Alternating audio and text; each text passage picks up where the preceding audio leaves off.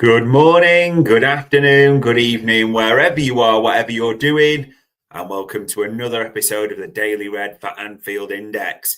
It is Saturday, the 19th of April, the Easter weekend, so only one day till you get your Easter eggs, but the second day into a 4-day weekend, hopefully if you're enjoying the bank holiday like everyone else. I'm Dave Davis, coming to you from a nice Edinburgh, where we should all be happy, shouldn't we, at the moment? Because as the hat shows, the skipper's renewed. And tomorrow, people, still, for all the talk of everything, it seems crazy to say this, but we need to be clear. From tomorrow, Liverpool could be champions. If results go our way, or result goes our way, and Ipswich beat Arsenal, it would then mean that game against Leicester tomorrow would be for Premier League victory. Absolutely insane to say that, isn't it? Absolutely insane. But that is the case. It is just a thing of beauty, this table, when we look at it. And there's a million more other things that we'll cover as normal. The headlines, the stories, a lot transfer related, exits, incomings, contracts, all those things, it's fair to say. But this is what we live for. The Reds being top, the chance to win the biggest prize in the game tomorrow. Even if it's not, just a little bit of joy, a chance to relegate Leicester. Just even that to add the sort of cherry on the cake, as it were. So all that is building. On the other side, though, if we look at the latest headlines, a lot coming up, a lot with potential incomings, a lot with players outgoing. And there's almost a real sadness to this as well. You've probably all clocked it. I don't think there's any suspicion, doubt, however you want to phrase it, anyone's mind. Darwin Nunez will not be a Liverpool player next season.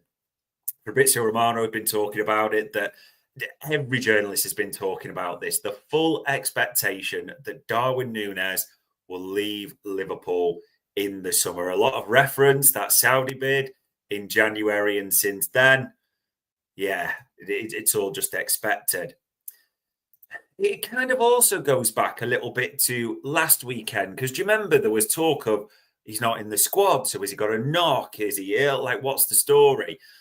And then Arne Slot said, he mentioned there was an illness mentioned, and then he was drinking his mate, sat with Trent and the squad, and there was a little bit of suspicion.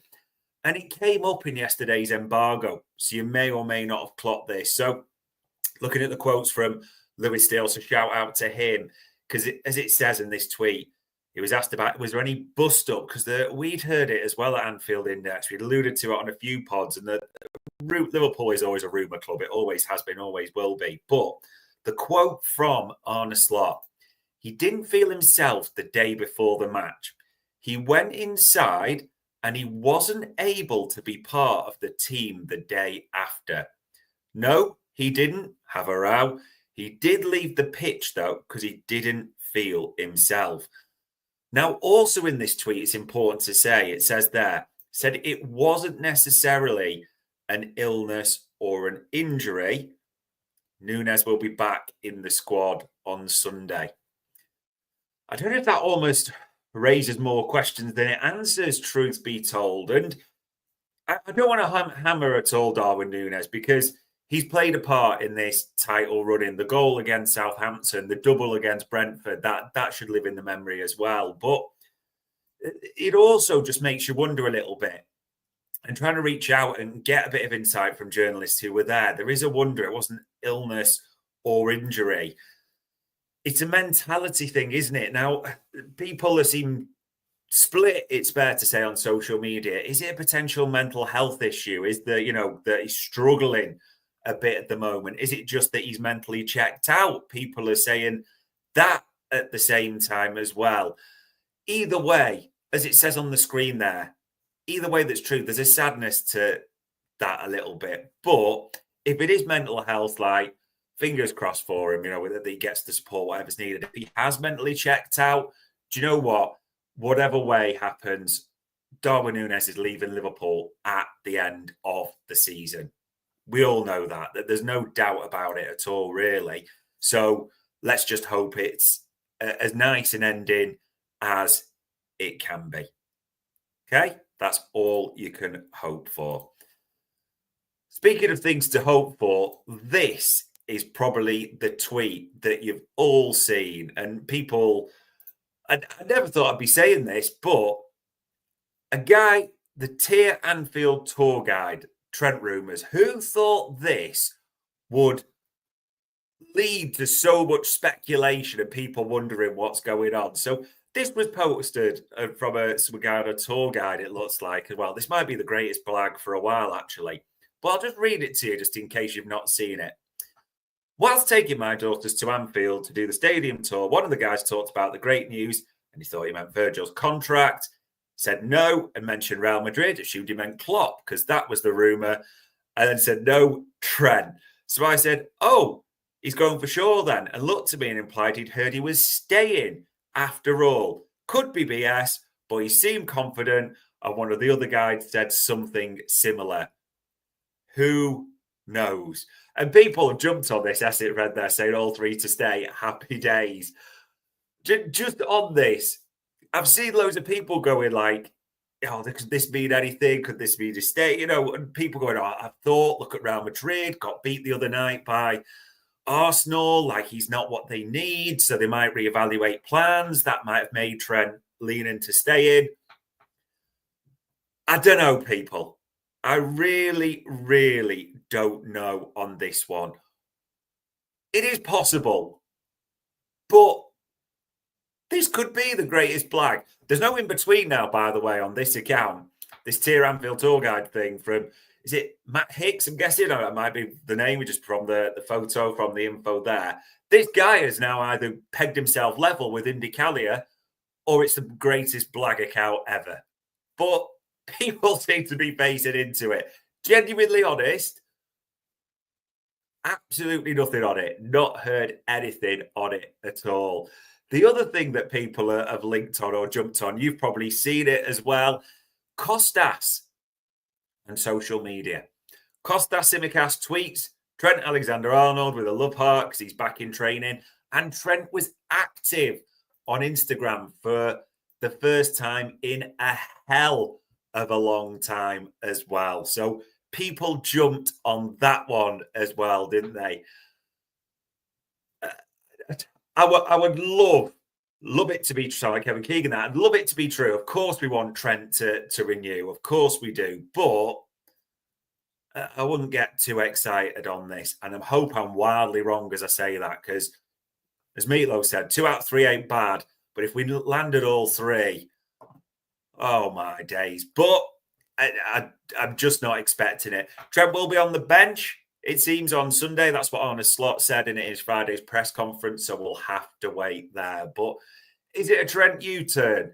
Is Tier Anfield tour guide, whoever it is, now a legend along with Indicalia, one of the goats of the business, or is just a massive black? Whatever. Who knows? We probably won't have to wait too long to find out in that regard. We'll see what develops. Now, players and contract chat is in transfers is always something we'll look at, tends to dominate the headlines. Paul Joyce released an article yesterday, didn't he? Which, I don't like the sound of this. But he mentions that Ibou, headed into the final year of his deal, the new contract talks do not appear to be particularly advanced. Not a phrase we like to hear. Now, looking at this in a balanced element, we've heard that before with Virgil and Salomon. Look how that ended up. But this has been, again, there's been offers, there's been links to with PSG, Real Madrid for Ibou, and Dean Huijsen. See, Liverpool are well in for this, aren't they? They're very keen on trying to secure Dean Huijsen to move. I don't like this, and I've got a bad feeling about this. I have to be honest, because there is a year left to go in the summer on Ibou's deal. If he doesn't sign, they will sell. There's no way they're going to allow themselves to what's happened to reoccur from sort of previous years. If Ibou doesn't sign, they will sell him. I want him to stay. I want Dean Huijsen to come in. I want us then to have the best collection of centre-backs easily in the Premier League. Of course I do. I like Dean Huijsen. I think he's a massive talent.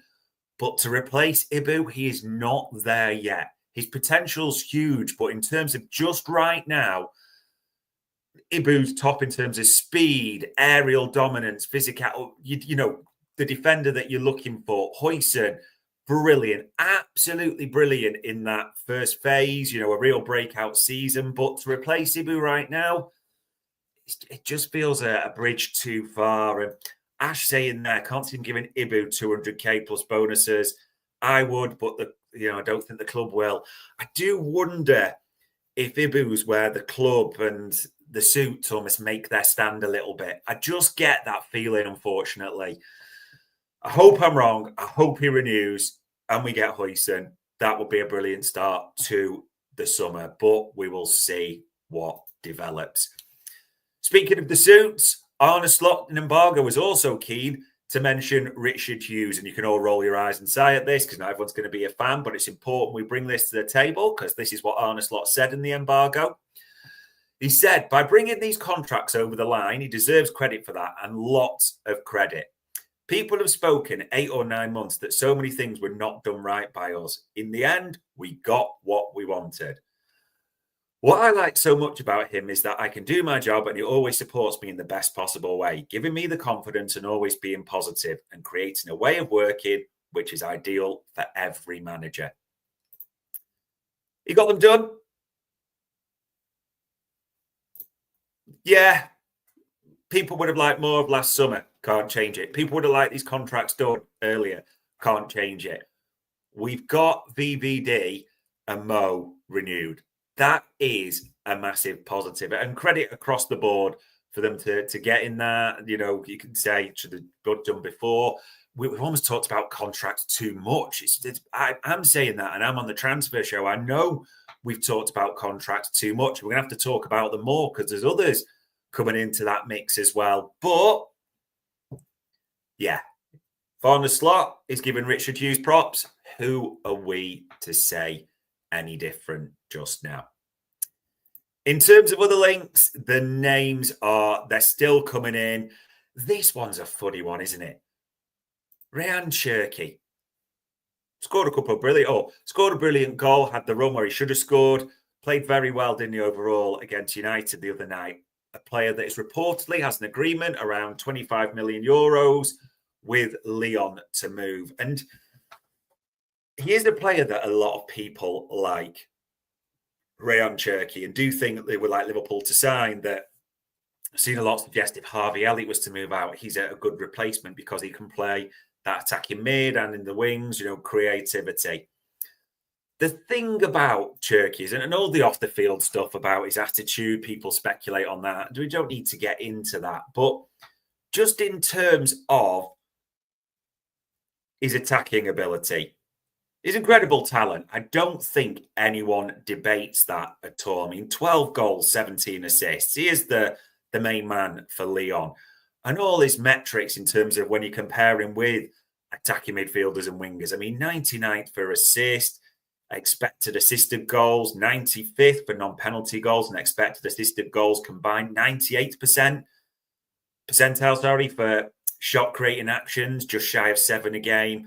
Progressive passes, 99th percentile. Nice. There's so much to like. So much to like on the attacking side for Cherki. And then you step into the defensive realm. And he's in the 13th percentile for tackles, the 30th for interceptions, and 11th percentile for area. If you've watched Cherki, as we have a few times this season, talent, yes. Brilliant on the ball, yes. Dribbling, yeah. All that you stack up, no doubts about it at all.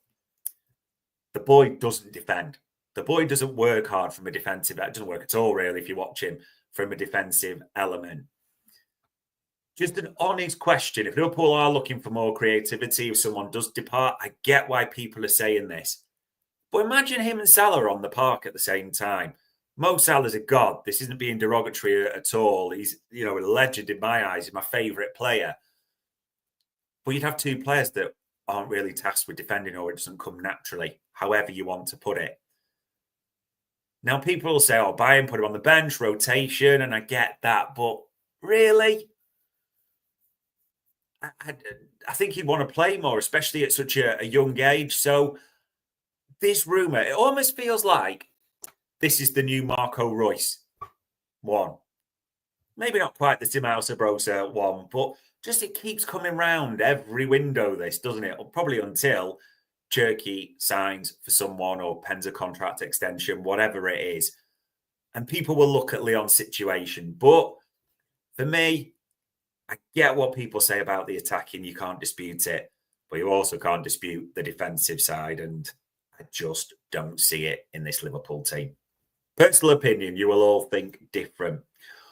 Other stories, and there's a bit of an update on this because we mentioned this kid on the transfer show, Jesus Rodriguez, linked with Liverpool. We actually said a couple of weeks ago on the transfer show, Liverpool like this kid. They're really watching him as almost a potential project player.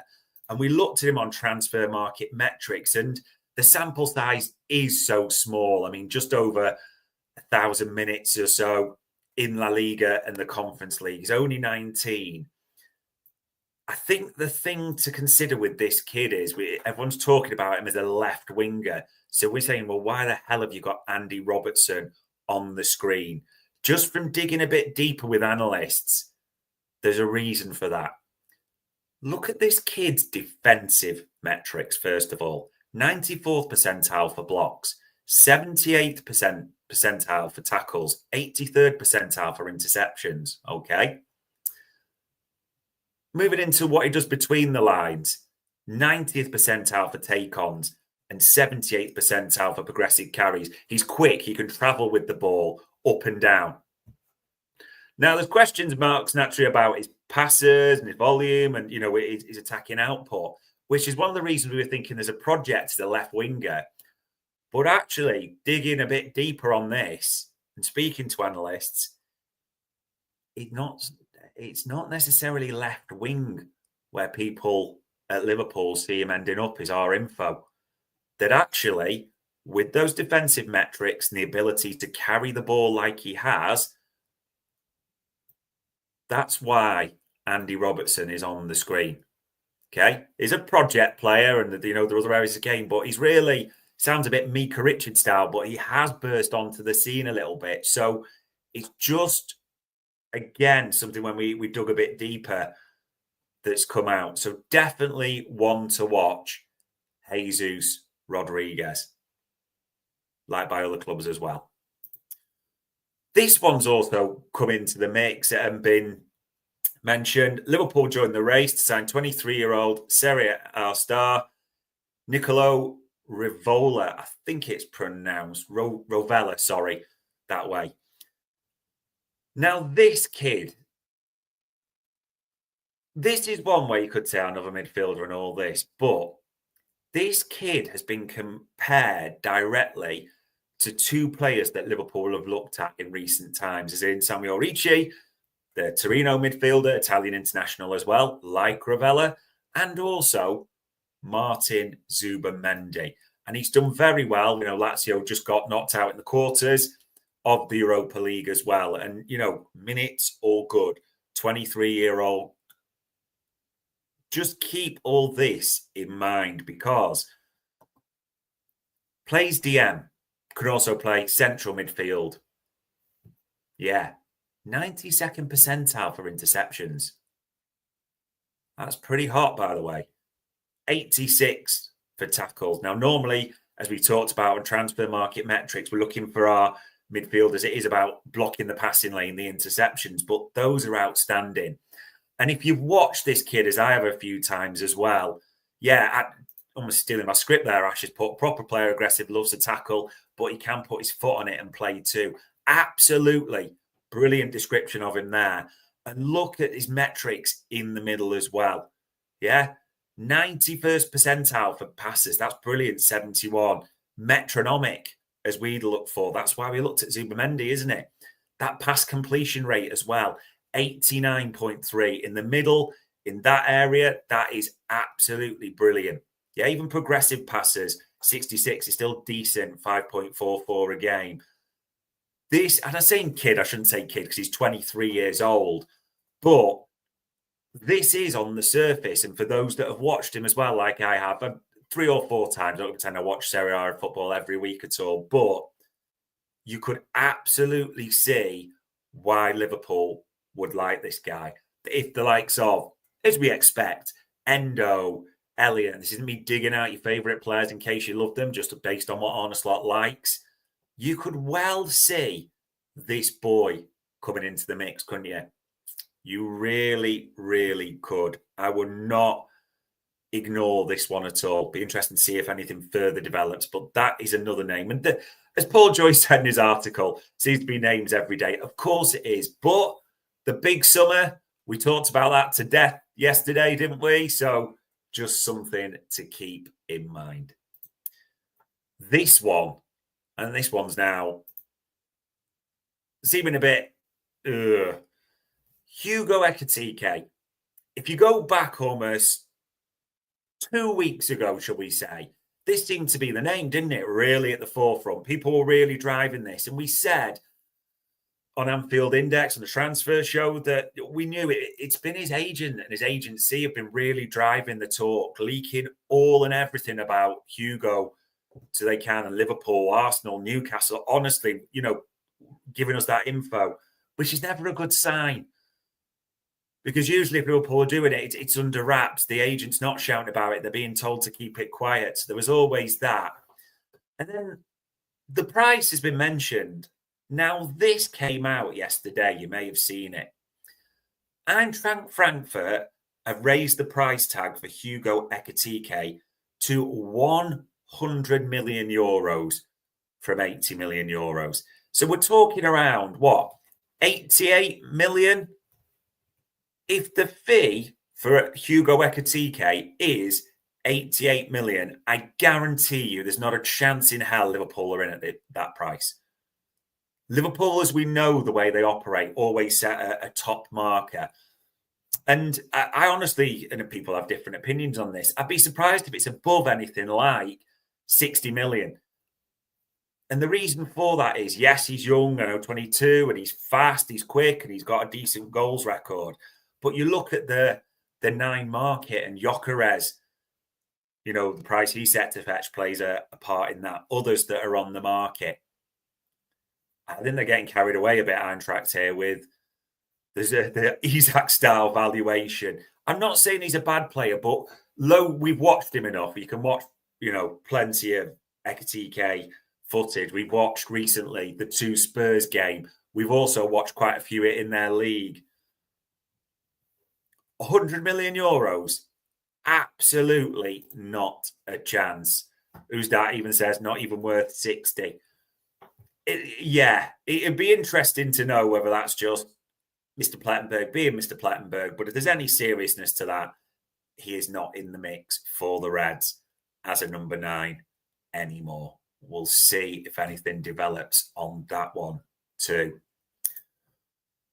This interview, it's out now, and I'm sure Sky will play it before the Super Sunday, but well worth a watch of your time. We can't play it, or Sky hit us with the bloody banning order, which is weird because you think they want to promote their things. But around 14 minutes or so, Arneslot being interviewed by Jamie Carragher for Super Sunday. And he talks, you can see there maybe on the screen, about Virgil van Dijk's contract. He talks about Trent's future and bats it away beautifully. Talks about the Premier League title. Well worth a watch. Wish I could play you a snippet like we normally do for these, but when it's Sky, just ain't allowed, I'm afraid, ladies and gents. And Jayed Ali there saying, I'd rather have Osimhen and Kuna for that price when he's heard about Ekitike. I think the one thing to mention, and we'll probably talk about this on the transfer show, Liverpool have looked at the likes of, as we know, Osimhen, Amora at Wolfsburg there. If anyone's clocked the new dates for AFCON, I think that might be the death knell for those types of moves, because there's a potential, as people have clocked it, for Mo Salah already to miss 10 games next season. 10 games. So any signing who goes to AFCON or is from an African nation that's in AFCON has the potential to miss 10 games next season. I just don't see it. And if you don't believe me, it kind of didn't really come to much fanfare a little bit or much noise. But Liverpool, the club, are obviously, of course, they're aware of it anyway. But you know that's going to factor into decisions because you sign a player that you like, you're thinking about the deal. You have to factor in. You could, not definite, miss 10 games. That's a big period of the season, isn't it? A big chunk. And that's before any injuries, etc. So I just get the feeling that is one that you will not see or you won't hear too much on players that are going to AFCON. Could be wrong. We'll have to see. But it's just important to mention that. What's also important to mention, ladies and gents, content galore. Absolutely coming out the wazoo. I mean, look at that. Just in the last 24 hours alone, we had the left back pod with me and Trev.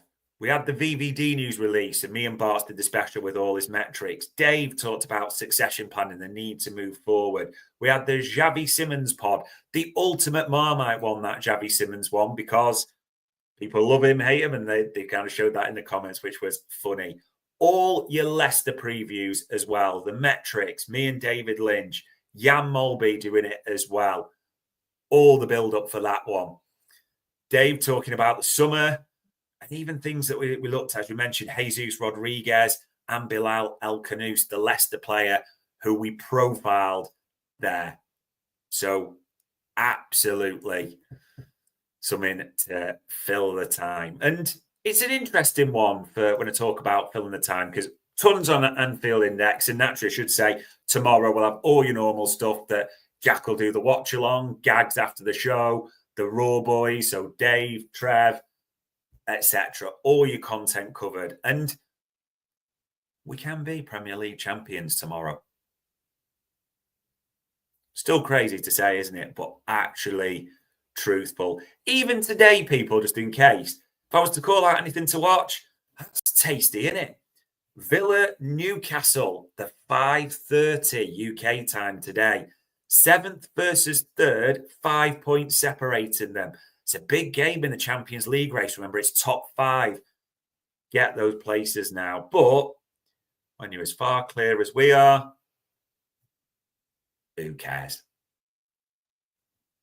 Liverpool can win the title this weekend. Whether Trent does a U-turn, as we say, we'll see what develops on that. Whether more contract stuff gets sorted with the likes of Ibou, we'll see what happens with that. Maybe there's further developments on transfers. We looked at the names there. We'll see what develops. If Liverpool do win the league soon, well, when Liverpool win the league soon, you just wonder if that cloak, that veil drops. They don't need to pretend too much anymore, do they? They will be champions with a fair few games to spare, and they can start moving forward. So you might just see things accelerate in that regard. But, people, it's a 4-day weekend. Tomorrow, we can all gorge on chocolate orange, then Cadbury's Easter egg, cream eggs, whap the top off, get that white stuff in the middle. Unbelievable.